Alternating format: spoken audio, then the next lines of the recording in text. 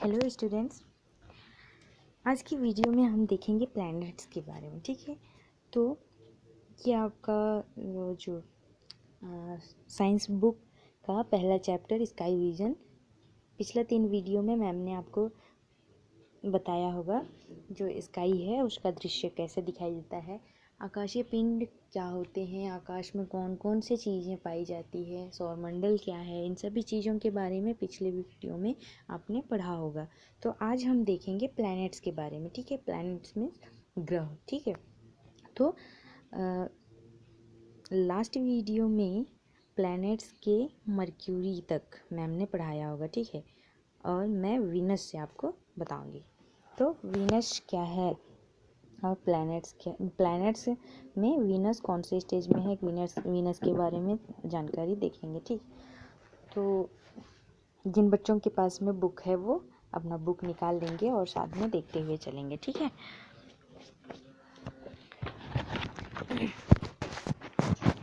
Venus एक सौरमंडल का एक ग्रह है। ठीक, तो और ये जो सूर्य होता है, सूर्य के बढ़ती हुई दूरी, मतलब सूर्य से आगे चलते जाएंगे तो सबसे पहले कौन सा आता है, मर्क्यूरी आता है, और सेकंड नंबर का ग्रह कौन सा होता है, वीनस होता है। तो आज हम स्टार्ट करेंगे, वीनस से पढ़ना स्टार्ट करेंगे। ठीक है, it is the second planets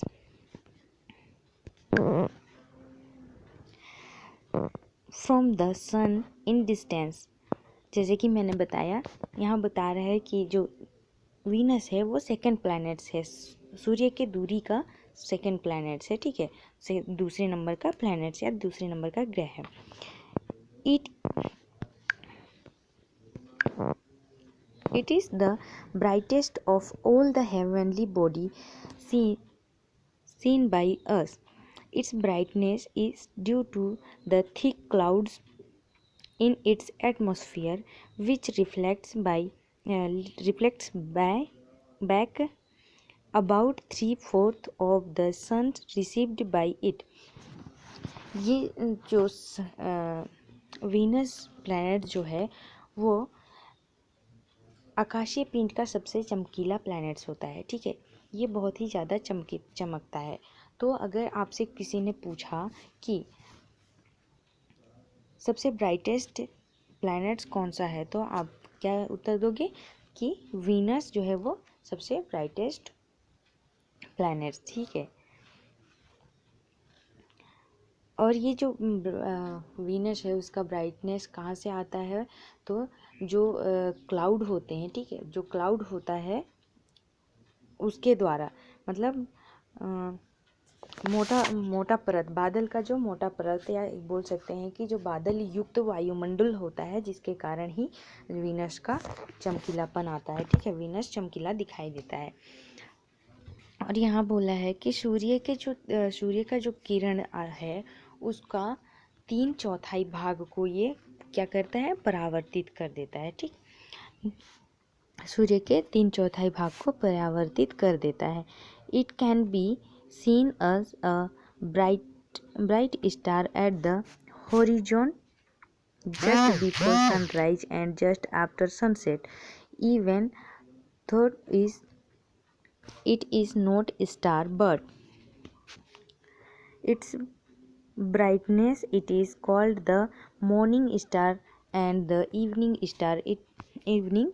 ठीक है, तो ये जो है वो इस एक्चुअल में स्टार तो नहीं है, लेकिन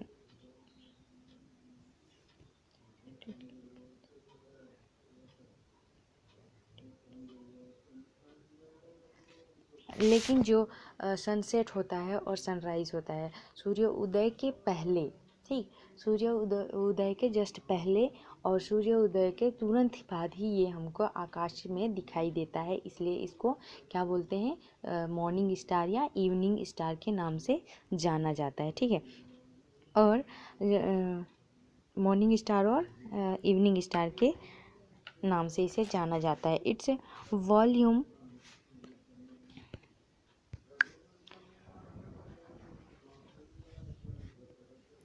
its volume it is about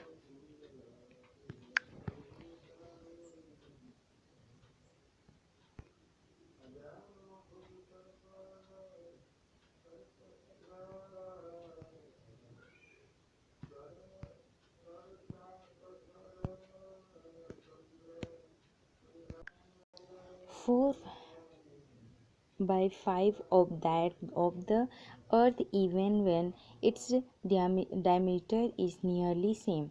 Venus does not have any satellite.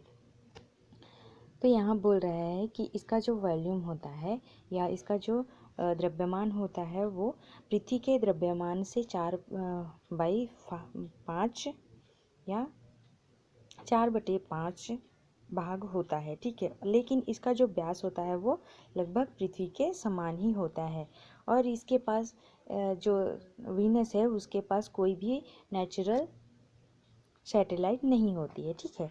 Next अपन देखेंगे अर्थ, ठीक। नेक्स्ट देखेंगे अर्थ। वैसे तो अर्थ के बारे में आप सभी जानते होंगे, जहाँ पर हम रहते हैं, ठीक, उस ग्रह को क्या कहते हैं? अर्थ कहते हैं, ठीक है। तो इससे ये समझ में आता है कि जो अर्थ है वहाँ जल और जीवन का संभावना है, ठीक है, क्योंकि यहाँ पर बहुत सारे लिविंग ऑर्गेनिज्म, लिविंग बीइंग पाए जाते हैं, ठीक है। तो इसके लिए इसके बारे में हम देखेंगे। As per the distance from the sun, the Earth is in third position. No other planets is known to have life other than the Earth. The Earth revolves round the sun in 365.26 days. It takes 24 hours to rotate round its axis.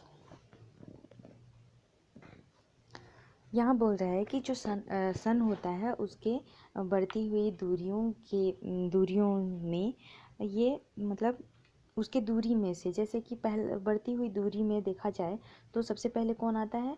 हम mercury को देखे थे, ठीक है। सबसे पहले mercury आता है और सेकंड नंबर में वीनस आता है। तो वैसे ही थर्ड नंबर में कौन सा आता है? अर्थ आता है, ठीक है। तो यहाँ बोल रहा है कि सन के डिस्टेंस से थर्ड पोजीशन में आता है कौन सा? अर्थ, ठीक।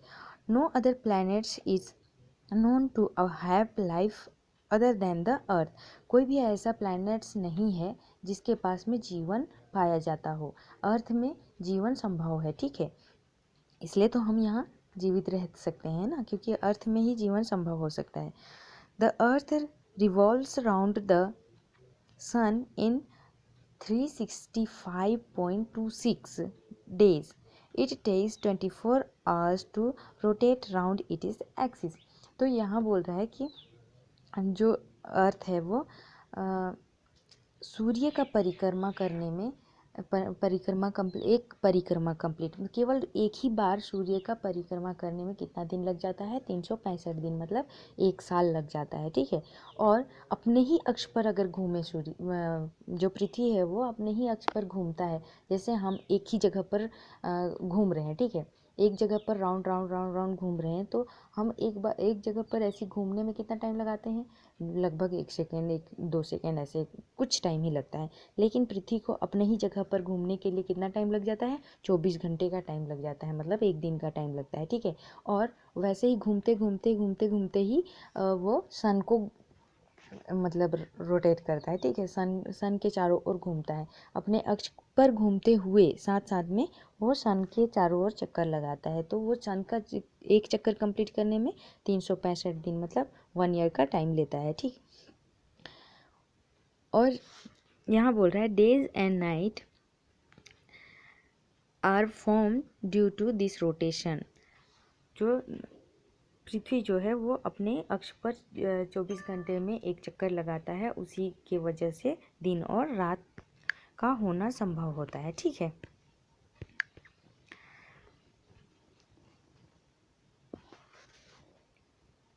Earth is incline on has one natural satellite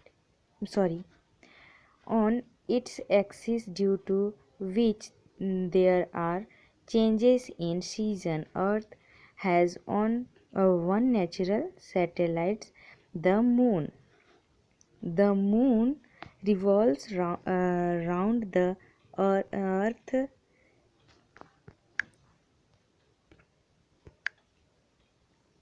along with the earth. तो यहाँ अर्थ incline on its axis due to which there are changes in season। जो अर्थ है वो थोड़ा सा झुका हुआ होता है अपने अक्ष पर, जिसके वजह से सीजन में चेंजेस आते हैं या मौसम का बदलाव होता है। जैसे विंटर सीजन हो गए, समर सीजन हो गए, फिर रेन हो गया। तो ये सब सीजन जो अक्ष है पृथ्वी का, उससे थोड़ा सा वो झुका हुआ होता है ना, तो इसके वजह से सीजन में चेंजेस आते हैं। और बोला गया है कि जो अर्थ है उसके पास में एक नेचुरल सैटेलाइट होता है, और वो कौन सा है? वो है मून। जो मून होता है वो, ये तो जो पृथ्वी है वह सन का परिक्रमा करता है, लेकिन मून जो होता है वो पृथ्वी के चारों ओर पृथ्वी का परिक्रमा करता है। ठीक है, अर्थ और मून एक साथ ही मिलकर ही सन का परिक्रमा करते हैं। ठीक है, इट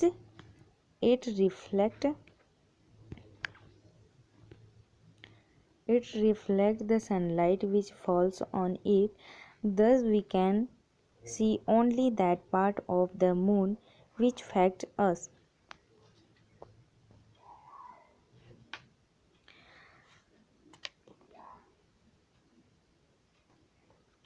तो जो मून होता है वो सनलाइट को, ठीक है, सनलाइट को रिफ्लेक्ट करने का काम करता है, सनलाइट को परावर्तित करके और अर्थ पर भेजने का काम करता है। ठीक है, तो ये हो गया अर्थ। नेक्स्ट हम देखेंगे मार्स। ठीक है, ये हो गया मार्स। तो मार्स को क्या बोलते हैं? मंगल। ठीक है, मंगल ग्रह। मंगल को और कौन सा ग्रह के नाम से जाना जाता है? तो लाल ग्रह, क्योंकि वो रेड कलर का दिखाई देता है, इसीलिए इसको कहते हैं मंगल ग्रह या लाल ग्रह। ठीक, Mars is the next in position from the distance of sun. सूर्य की दूरी से ये कौन से नंबर में आएगा? ये मर्क्यूरी फर्स्ट हो गया, वीनस सेकंड हो गया, अर्थ हो गया थर्ड, और मार्स कौन से नंबर में आएगा? फोर्थ नंबर में। तो ये नेक्स्ट पोजीशन का है, मतलब आसान के डिस्टेंस से नेक्स्ट पोजीशन का प्लैनेट है। ठीक, it's appear to red in colour, so it is also known as the red planet. ये जो है वो रेड कलर का दिखाई देता है, इसीलिए इसे कौन से नाम से जाना जाता है? इसे लाल ग्रह के नाम से भी जाना जाता है। It can be scene mostly every day through out the year from the earth. Its radius is a little bigger than half the radius of Earth, but its volume is 1/9 of the Earth's volume। जो लाल ग्रह है या जो Mars है, वह पूरे साल भर में लगभग मतलब अधिकतर दिन में ये धरती से हमको दिखाई देता है। ठीक है, अगर हम आकाश की ओर देखें तो सबसे जो लाल कलर का जो तारा चमकता हुआ दिखाई देगा, तो वो कौन सा होगा? मंगल ग्रह। ठीक है, या मार्स कहलाएगा।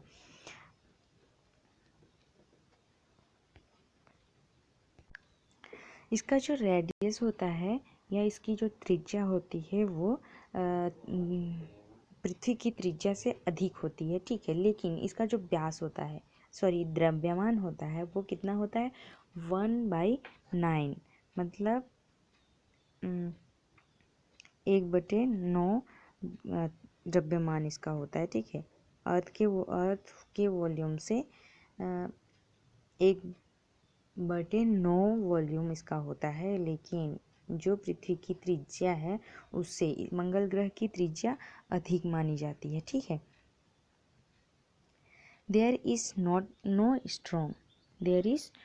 strong evidence of the presence of water and life on this planet, मंगल ग्रह में अभी तक जो जल और जीवन का संभावना है या नहीं, इसका कोई भी पुख्ता प्रूफ नहीं मिला है या कोई भी ऐसा प्रमाण नहीं मिला है कि यहाँ जीवन हो सकता है, जीवन संभव हो सकता है या नहीं हो सकता है। ठीक है, but astronomers are researching about it. Mars has 2 natural satellite. और लेकिन जो एस्ट्रोनॉमर्स हैं या खगोल शास्त्री बोलेंगे या अंतरिक्ष शास्त्री बोलेंगे, तो ये लोग जो है वो रिसर्च करने में लगे हुए हैं अभी तक कि जो मार्स है उसमें जीवन संभव हो सकता है या नहीं हो सकता है, क्योंकि अभी तक पता मतलब लगाने की कोशिश किया जा रहा है, परंतु पता नहीं लग पाया है कि यहाँ जीवन संभव हो सकता है कि नहीं हो सकता है। लेकिन जो एस्ट्रोनॉमर्स होते हैं वो अभी तक अपनी प्रयास जारी रखे हैं इसके बारे में जानने के लिए। ठीक है, और मार्स हैज़ 2 नेचुरल सैटेलाइट्स। तो मार्स के पास कितने नेचुरल सैटेलाइट्स हैं? 2। ठीक है, तो आज के लिए बस इतना ही। आज हमने देखा कौन कौन सा, वीनस, अर्थ एंड मार्स। ठीक है, नेक्स्ट डे हम देखेंगे Jupiter, Saturn, Uranus, Neptune.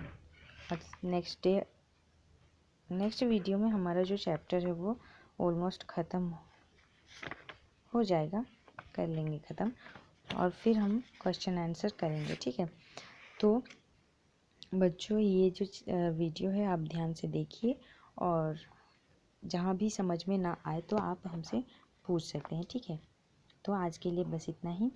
Thank you.